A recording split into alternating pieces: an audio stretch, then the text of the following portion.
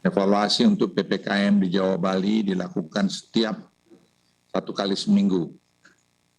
Sementara untuk luar Jawa Bali akan dilakukan setiap 1 dalam 2 minggu. Pada malam ini kami diperintahkan oleh Bapak Presiden untuk menyampaikan keputusan tersebut ke publik. Setiap langkah yang pemerintah ambil tentunya telah mempertimbangkan berbagai aspek serta masukan-masukan dari berbagai ahli dalam bidangnya.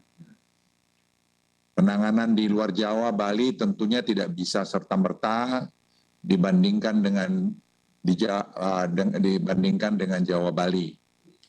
Karena tantangan di luar Jawa Bali lebih besar dari tantangan di dalam Jawa Bali. Contohnya dalam hal dukungan infrastruktur kesehatan. Pemerintah akan terus bekerja keras untuk mengendalikan pandemi di seluruh Indonesia. Dengan struktur penanganan sekarang ini, menurut hemat saya sudah sangat baik, karena Presiden yang menjadi Panglima paling tinggi dalam penanganan ini, sedangkan Menko Perekonomian dan saya adalah sebagai komando-komando wilayah atau komando lapangan seperti organisasi di militer juga. Tidak mungkin satu komando untuk semua itu, karena itu melihat luas rentang kendalinya. Oleh karena itu keputusan yang diperintahkan untuk menunjuk Menko Perekonomian untuk menangani luar Jawa, dan saya menangani Jawa Bali, saya pikir sudah keputusan yang paling tepat. Penerapan perpanjangan PPKM level 4, 3, dan 2 yang dilakukan sejak tanggal 2 Agustus hingga 9 Agustus di Jawa Bali menunjukkan hasil yang cukup menggembirakan. Dari data yang didapat, penurunan telah terjadi hingga 59,6% dari puncak kasus di tanggal 15 Juli 2021 yang lalu. Momentum yang sudah cukup baik ini harus terus dijaga. Untuk itu, atas arahan Presiden Republik Indonesia, maka PPKM level 4, 3, dan 2 di Jawa Bali akan diperpanjang sampai tanggal 16 Agustus 2021. Terkait keputusan ini akan dituangkan dalam instruksi Mendagri secara lebih detail. Dalam proses keputusan detail ini pun kami telah berkomunikasi dengan cermat dengan berbagai pihak, misalnya asosiasi mal, perindustrian, dan sebagainya, sehingga detail-detail pelaksanaan ini sudah disiapkan dengan baik oleh berbagai asosiasi. Selanjutnya perlu saya jelaskan bahwa penurunan kasus dan perawatan rumah sakit juga terjadi di sejumlah aglomerasi di Jawa Bali, kecuali masih ada masalah di Malang Raya dan juga di Bali. Untuk itu pemerintah akan segera melakukan intervensi kedua wilayah ini untuk menurunkan laju penambahan kasus. Tim kami sekarang sedang bergerak ke sana, dan saya sendiri juga nanti akan pergi mengunjungi kedua daerah ini. Selain jumlah kasus, kami juga melihat laju penambahan kematian di Jawa Bali semakin menurun, meskipun kondisinya masih bisa dikatakan fluktuatif di masing-masing provinsi. Pemerintah juga sangat mewaspadai kenaikan mobilitas yang tercermin dari kenaikan indeks komposit pasca 26 Juli terhadap kenaikan kasus konfirmasi ke depannya. Hal ini tentunya akan kami pantau sampai minggu depan, mengingat adanya jeda 14 sampai 21 hari dari perubahan indeks komposit terhadap penambahan kasus. Dan ini kami lakukan secara ilmiah dengan bekerja sama dengan Facebook dan juga bekerja dengan Google dan bekerja juga dengan NASA. Dalam penerapan PPKM level 4 dan 3 yang akan dilakukan pada tanggal 10 sampai 16 Agustus 2021 nanti, terdapat 26 kota atau kabupaten yang turun dari level 4 ke level 3. Hal ini menunjukkan perbaikan kondisi di lapangan yang cukup signifikan. Evaluasi tersebut kami lakukan dengan mengeluarkan indikator kematian dalam penilaian karena kami temukan adanya input data yang merupakan akumulasi angka kematian selama beberapa minggu ke belakang, sehingga menimbulkan distorsi dalam penilaian. Menyangkut ini pun kami sekarang terus bekerja keras untuk mengharmonisasi data. Dengan itu juga memperbaiki silacak. Kami membentuk tim khusus untuk menangani wilayah-wilayah yang memiliki lonjakan kasus kematian yang signifikan dalam beberapa minggu terakhir yang seperti kami lakukan di Yogyakarta. Setelah kami kembali dari Yogyakarta, kita evaluasi angkanya, kita temukan di sana-sini yang perlu diperbaiki. Selain perkembangan kasus COVID-19, saya juga akan sampaikan perkembangan yang terus membaik dari pelaksanaan 3M, testing dan tracing, serta capaian vaksinasi. Dan saya terima kasih juga kepada TNI Polri, Pemda, semua pihak, mahasiswa, anak-anak muda kita yang telah bahu-membahu bekerja untuk mensukseskan ini.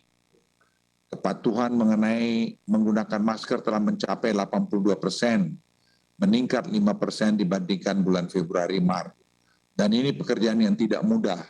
Dan kami himbau juga pada kesempatan ini supaya seluruh masyarakat membudayakan untuk memakai masker ini.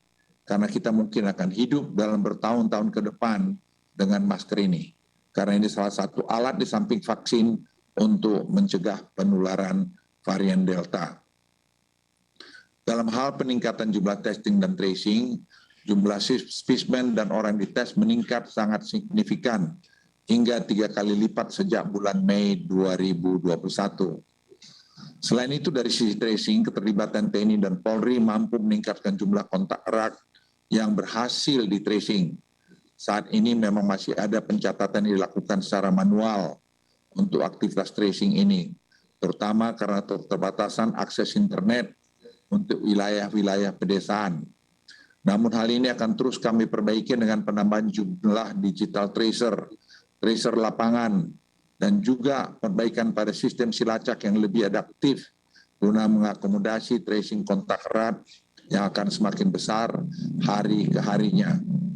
Dalam hal kecepatan laju vaksinasi, sejumlah provinsi dan wilayah aglomerasi menunjukkan peningkatan laju vaksinasi harian yang cukup signifikan. Hal ini tentu saja akan membantu dalam hal upaya pengendalian pandemi COVID-19 akibat varian Delta. Dalam OSI perpanjangan PPKM dilakukan mulai 10 Agustus ini, terdapat 2 roadmap yang memiliki penyesuaian dan diuji cobakan, yaitu sektor pembelanjaan mal dan industri esensial yang berbasis ekspor atau penunjangnya.